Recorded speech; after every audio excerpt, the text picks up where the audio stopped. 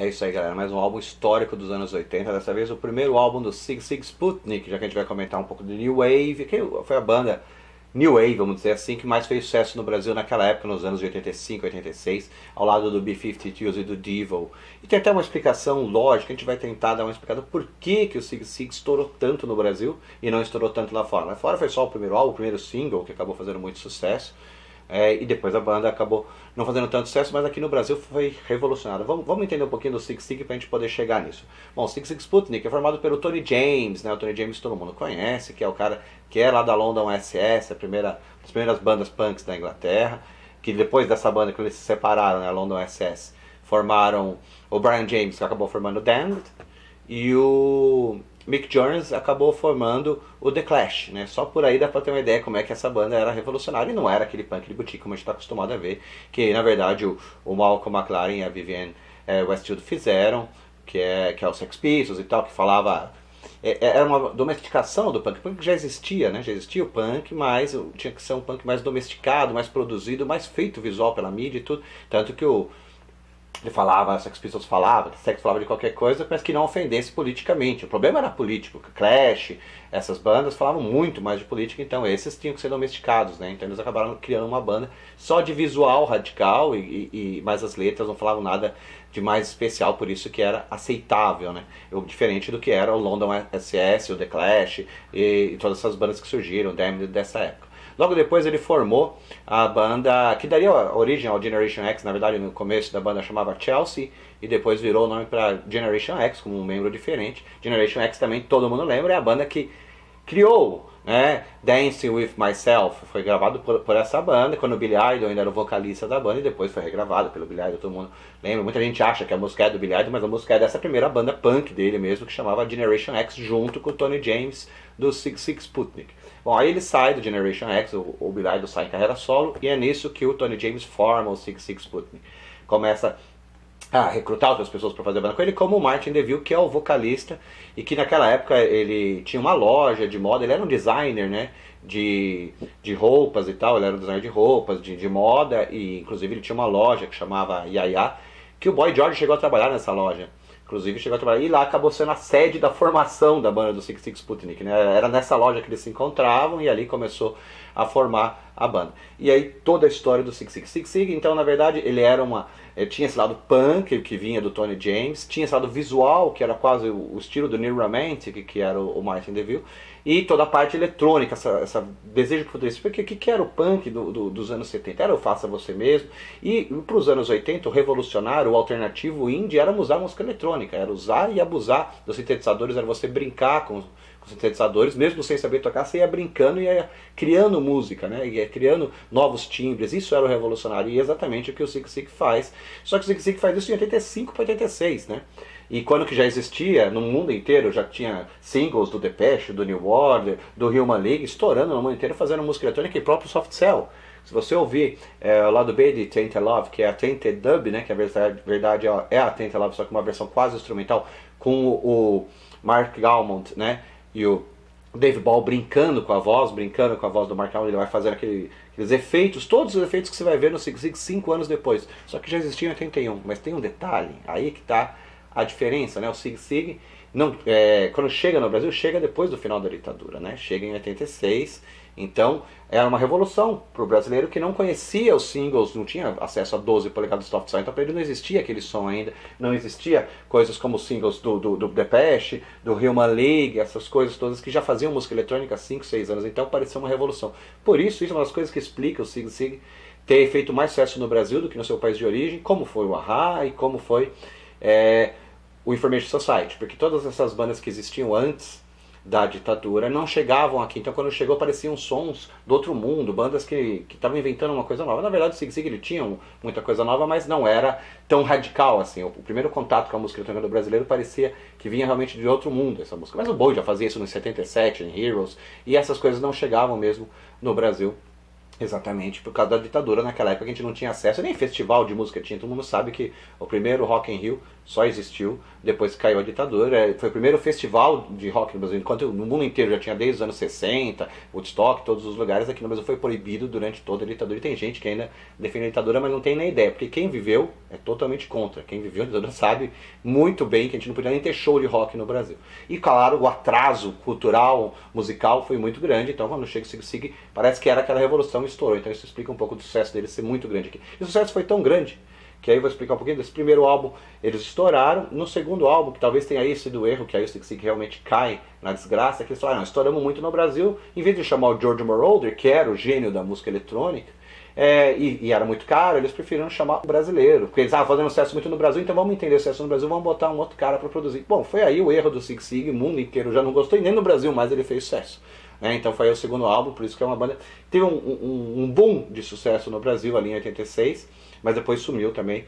Mas foi muito forte na fase New Wave, que é o que a gente vai abordar. Bom, vamos abordar então o álbum, várias inovações, uma das coisas mais legais desse álbum do Sigue Sigue, que embora o Gary Numan, como eu disse, já usava a sample lá nos anos 70, 79, 80, e o Soft Cell já fazia alguns samples de voz, ele é praticamente um aficionado por ficção científica dos anos 80, e principalmente dessa fase Blade Runner, os filmes cults, né? Blade Runner, tem o Exterminador, que ele usa bastante samples, Mad Max, e claro, Laranja Mecânica, que embora seja dos 70, no Brasil só chegou 15 anos depois, que foi proibido, como eu disse, por muito tempo, até o filme foi proibido na época da ditadura, porque era super questionador.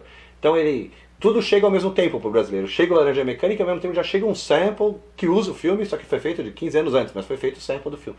Então é uma viagem pelo um sci-fi. Se fosse sci-fi, fosse música, com certeza seria esse álbum. É um álbum que usa muitos samples de Blade Runner, de Mad Max, do Exterminador, você reconhece as frases, e do Laranja Mecânica, além de samples de música clássica. Eles usam bastante sample do Johann Sebastian Bach, como em 21st Century Boy, né? Eles usam a tocata e fuga lá em Ré menor do Bach. Eles usam também Nona de Beethoven em algumas músicas, que também é referência ao Laranja Mecânica, além de usar a Magic Flute, a flauta mágica do Mozart, né? Na Sex Bomb Boogie. Usaram em várias músicas, você vê então tanto samples de filmes quanto de música clássica, muitas coisas legais. E depois a gente percebe uma outra introdução musical, que além de usarem todos os sintetizadores, essa brincadeira das vozes, eles usaram também uma coisa que foi inédita, mas porque eles falavam que ia ser o futuro, né? Como todo mundo sabe. O próprio Bowie previu que o Human League ia ser o futuro da música, lá em 1980, que a música ia ser eletrônica, ia ser os sintetizadores, porque é o que estava dominando a década de 80. Não dá para falar de anos 80 sem falar do tecnopop, dos sintetizadores. E eles faziam a mesma coisa, fizeram uma outra previsão também que não deu muito certo, porque infelizmente no final dos anos 80 começa a reverter tudo isso, né? A eletrônica para de ter vocal, sim, segue outro tipo de música eletrônica, mas o que volta de repente são as guitar bands inglesas ou de Seattle e tal, então muda completamente o que era essa previsão do Bowie ou a previsão do Sigue Sigue, que a música eletrônica era a quinta geração do rock and roll, como eles se auto-intitulavam, que eles seriam a quinta geração do rock and roll, que seria o rock and roll eletrônico com sintetizadores, que ele usa bastante guitarras punk, escrever isso na música, além de muitos sintetizadores. E tem esse detalhe interessante, que entre as músicas, como todo mundo sabe, os vinis tinham espaço entre as músicas, eles colocavam uma propaganda, né? Fizeram alguns anúncios brincando deles mesmos, quando vocês quiserem anunciar, procure Sigue Sigue Sputnik, que é uma base do que como eram os anúncios no filme Blade Runner. Vocês vão lembrar aqueles anúncios japoneses e tal, porque no Blade Runner a previsão do futuro era que realmente o terceiro milênio ia ser dominado pelos orientais, né? Que ia ser as propagandas, principalmente lá do oriental, ia dominar os produtos vendidos, as propagandas. E isso já está acontecendo um pouquinho na economia americana, já aconteceu já desde o final do século XX.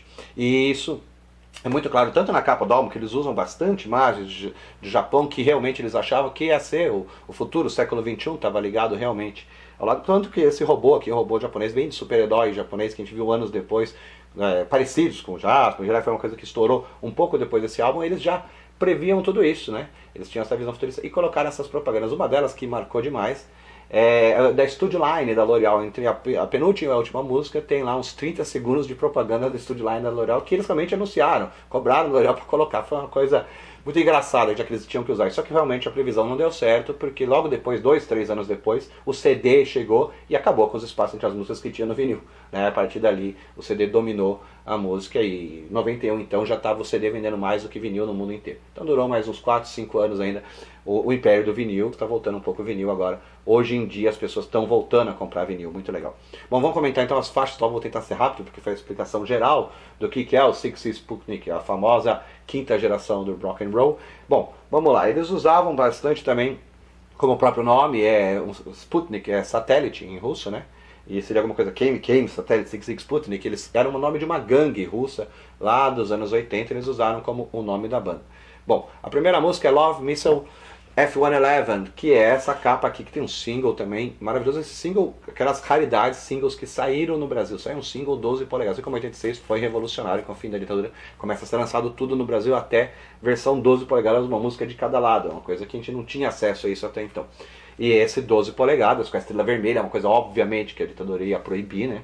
A estrela vermelha, que era um símbolo da luta socialista, colocar essa capa de disco. E foi fenomenal, essa capa mostra bem o lado que eles escolheram da música, mas é muito engraçado, porque eles usam samples e você já abre, a versão 12 é maravilhosa, na versão original eles já usam um pouco de sample de Laranja Mecânica, um pouco de Blade Runner, já tem bastante de Terminator, né, do Exterminador do Futuro.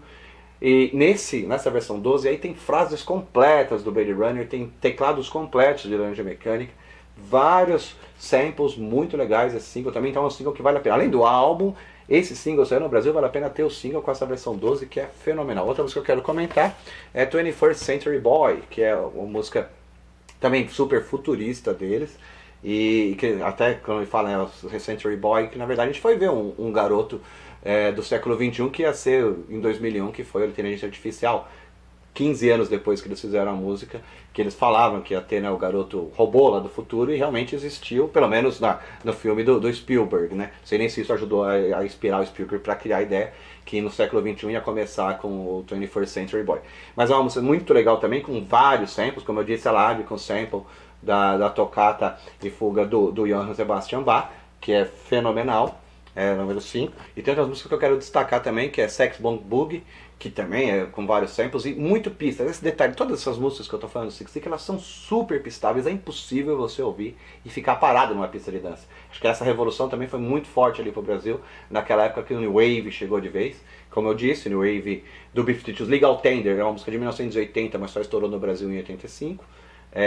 Ou mesmo o Poison Cry do The Cure, que lá fora é chamado de New Wave, né? E aqui foi classificado como Dark, mas é de 79, no Brasil estourou em 85, então essa fase foi muita coisa legal, assim. Com aquela ditadura a gente teve acesso a muita coisa ao mesmo tempo, então todas essas bandas estouraram de uma vez. E o Six Six estourou principalmente em pistas de dança, nas pistas alternativas e as pistas das casas pop. Todas as casas tocavam Six Six Sputnik, e essas 3 músicas faziam parte do set de todos os dias, que eram Sex Bomb Boogie, a 21st Century Boy e Love Missile F-111, que estouraram. Bom, esse é o lado A do álbum. Comentei só o lado A, o lado B, comentei da propaganda. O lado B tem algumas músicas legais, experimentais, mas não tão fortes para a pista de dança. Você tem a Massive Retaliation, que também é uma música muito crítica, que parece mesmo essa linha de crítica aos sistemas ditatoriais, aos sistemas totalitários, né?